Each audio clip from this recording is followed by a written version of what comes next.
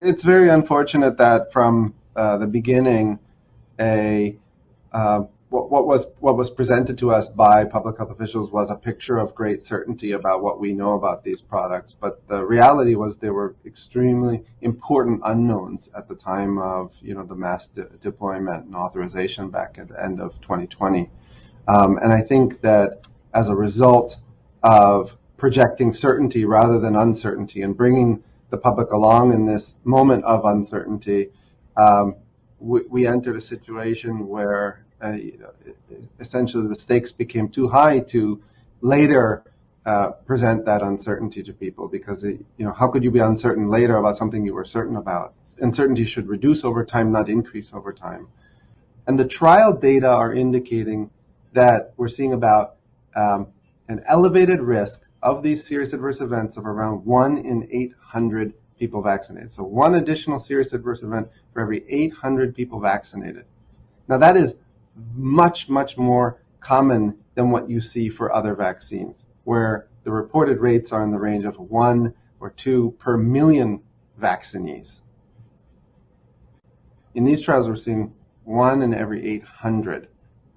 All right. So, and this is a rate that in past years has had vaccines taken off the market. Just to put that in some perspective, like in 1976, we had Guillain-Barré syndrome after influenza vaccines that were then, withdrawn. And what we see in the trial data are 14 reductions in COVID hospitalizations across the two trials. The size of the reduction is on the order of about 6 per 10,000 people in Moderna and 2 per 10,000 in Pfizer. Now, if you compare that against the serious adverse events, you see that the serious adverse event increases are larger. So they're on the order of 15 per 10,000 for the Moderna and 10 per 10,000 in the Pfizer. So if you're looking at this from you're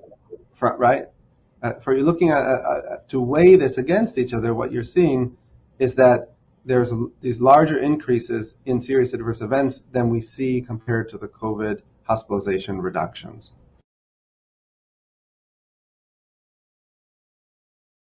I don't know the Paul Ehrlich Institute figure. I don't know how it's derived. What I can tell you is that what we see in the randomized trials that supported the authorization, what we see is one additional serious adverse event per 800 vaccinees. So as you said, that's 12 times more common than the Paul Ehrlich Institute figure.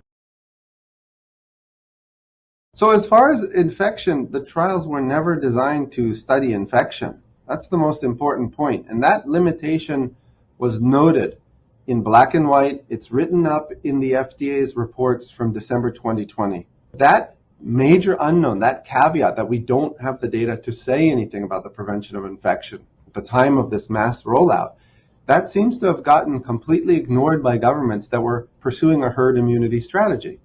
So it's not at all a surprise that we learned the hard way, right, in 2021, that there wasn't this dramatic effect against the prevention of infection. That to me is actually quite unsurprising.